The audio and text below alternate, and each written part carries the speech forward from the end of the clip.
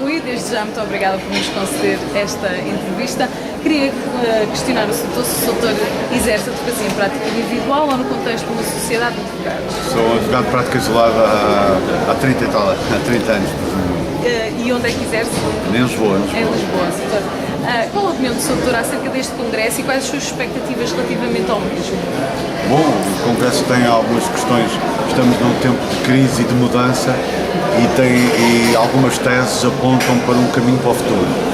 Como disse numa intervenção o Sr. Dr. Agostinho Miranda, o que interessa é pensarmos no futuro.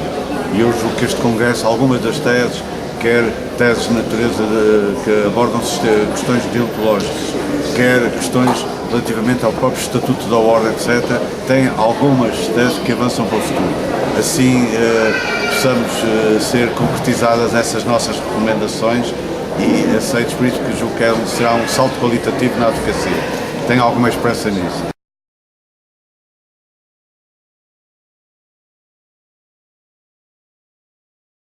Boa tarde, Dr. Soutor Pereira. Desde já os nossos agradecimentos por nos conceder esta entrevista. Queria questionar o Soutor se o Soutor exerce a advocacia em prática individual ou no contexto de uma sociedade de advogados. Não, e onde? sociedade propriamente não. Exerço a advocacia como alguns colegas, neste momento apenas com o meu filho, e temos escritório base na Guarda e um escritório em Coimbra, onde o meu filho está habitualmente. Soutor, qual a sua opinião acerca deste congresso? Quais as expectativas que tem também sobre o mesmo? Eu expectativas não tinha muitas já nisto há muitos anos, e é o quinto ou sexto congresso a que venho de seguida. De facto foi um bocadinho mais frustrante do que aquilo que eu esperava. E frustrante por uma razão, porque sendo o tema do congresso a reforma da justiça, e sendo de facto extremamente ingente neste momento reformar-se de vez, porque a justiça chegou a uma situação de pântano neste país, que é mais um handicap fortemente negativo na nossa competitividade internacional neste mundo global. Eu esperava que nos deixássemos, enfim, daqueles Rodriguinhos que são habituais nestes congressos, neste crochê de conceitos e preconceitos que se vem repetindo. Ou seja, nós vamos votar na minha secção, por exemplo, 596 conclusões dentro do momento. Dessas 596 conclusões, 590 são redundâncias, postulados perfeitamente de uma evidência primária, que não é preciso juntar-se magnamente os advogados do país para se chegar à conclusão que o advogado é o pilar da segurança, o advogado é o pilar das liberdades do cidadão, o advogado, francamente. Eu disse isso na secção. Já votei isto nos últimos 5 congressos, há 25 anos, quando a votar as mesmas generalidades. É evidente que, se nós queremos que este congresso tenha algum resultado, e deveria ser visto de acordo com esse paradigma, era erigirmos meia dúzia de conclusões, ou uma dúzia, que fossem 2 dúzias, não importa, mas aquelas que valessem a pena e que fossem conclusões que postulassem caminhos, quer da legge ferenda, que depois se enviariam às comissões ministeriais encarregadas de trabalhar nessas áreas, processo civil, processo penal, o que quer que fosse, e inclusive de orgânica interna, que se mandariam para o Sr. Bastonário, para que o Sr. Bastonário analisasse, porque isto não é dele, não é contado, o Sr. Bastonário às vezes acha como se fosse, mas não é. Ele não é um ditador eleito, ele é um colega democraticamente eleito, para representar uma ordem que por vezes representa mal, que eu às vezes não me revejo, nem eu, e muitas centenas, não sou só eu que tenho a mania que sou diferente, muitas centenas de nós não se revêem naquilo que ele diz, não é? Ele, no entanto, continua a dizê-lo sempre, l'état c'est moi, ou seja, numa postura de rei sol, a ordem é ele e o resto é conversa. Eu tenho que aguentar isto mais 2 anos, acabou-se, não tem problema nenhum. Eu esperava, de facto, um congresso um bocadinho polémico, até nesse caminho, sobretudo porque o último encontro que houve com o Sr. Bastonário foi em Vila Real, na convenção das delegações, em 2008, e aí o Sr. Bastonário disse-nos que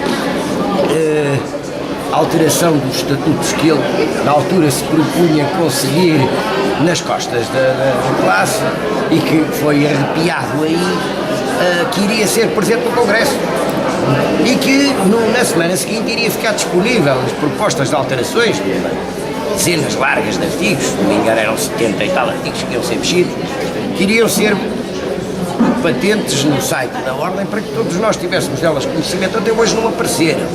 Não é? E essa proposta de alteração dos estatutos não chegou aqui.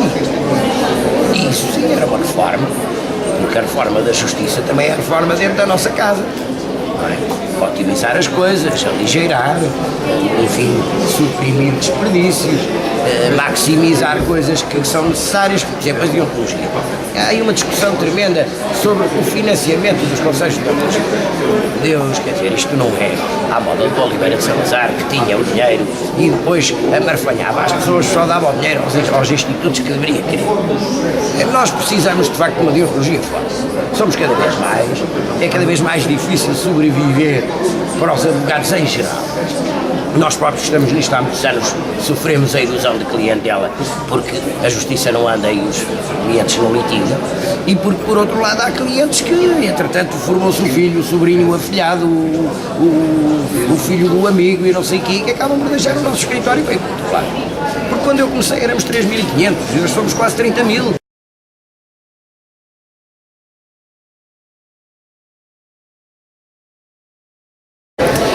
Boa tarde, Dr. João Castro Batista. Agradecemos desde já que nos conceda esta entrevista.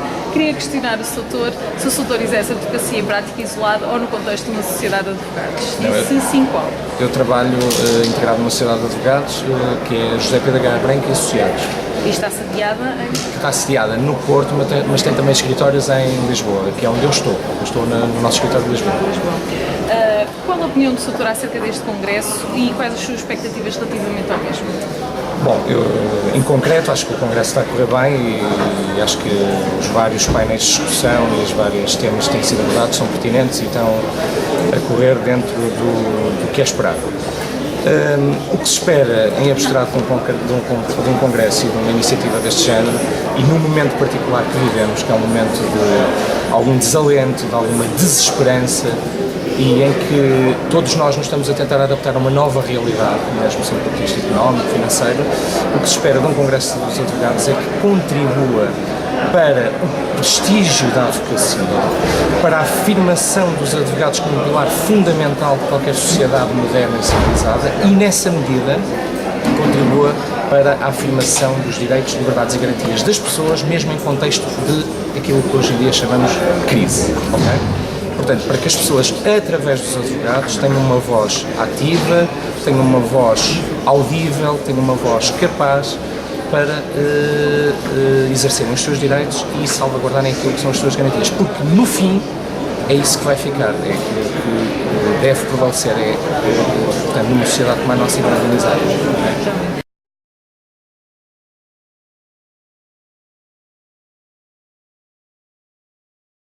Boa tarde, Dr. Fragoso Marques. Desde já agradecemos a sua amabilidade em nos conceder esta flash interview.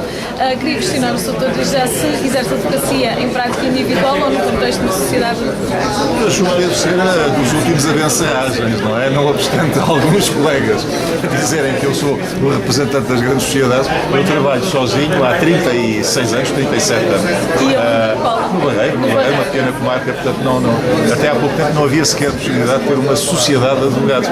Chegávamos a advogar uns contra os outros e não dava jeito nenhum, não é? Doutor, qual a sua opinião acerca deste Congresso, neste momento? Olha, eu suponho que este Congresso, que se deveria ter realizado o ano passado, que era o ano estatutário, portanto, tardou, ainda bem que se realizou, mas lamento que o tempo, desde logo consagrado ao debate, à discussão das ideias, tenha sido tão curto. Em 2 dias de debates, eu não vou dizer que se desperdiçam uma manhã e uma tarde, portanto um dia não se desperdiçam, obviamente, mas houve ocupação de tempo em termos que eu não julgo o mais conveniente. Suponho que em 2 dias deveríamos ter mais tempo para discutir dia e não consagrar uma manhã e uma tarde para temas certamente interessantíssimos, como ouvir as perspectivas da advocacia no contexto europeu, no contexto dos PALOPs, mas poderiam funcionar, eu sei lá, como workshops que estavam a decorrer lateralmente e não em vez de. Portanto, a primeira crítica. A segunda crítica tem que ver com os temas.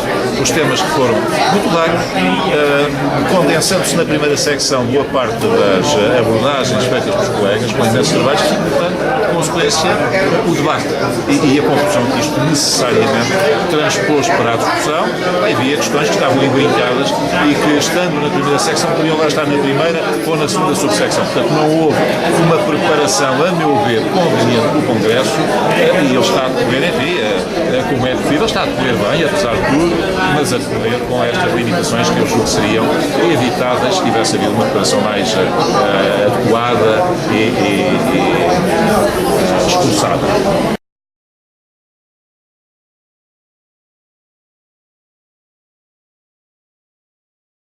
Boa tarde, Dr. José Augusto Branco. Desde já agradecemos a amabilidade em nos conceder esta flash interview.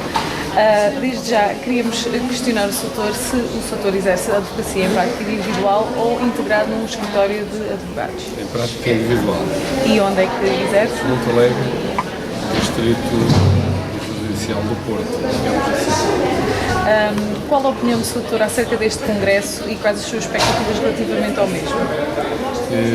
Ficou aquém das expectativas, esperava, enfim, um debate um pouco mais profundo sobre as questões que são efetivamente relevantes para a ordem e penso que gastou-se muito tempo com pormenores e com algumas questões de estilo formais e não com substância, na minha opinião.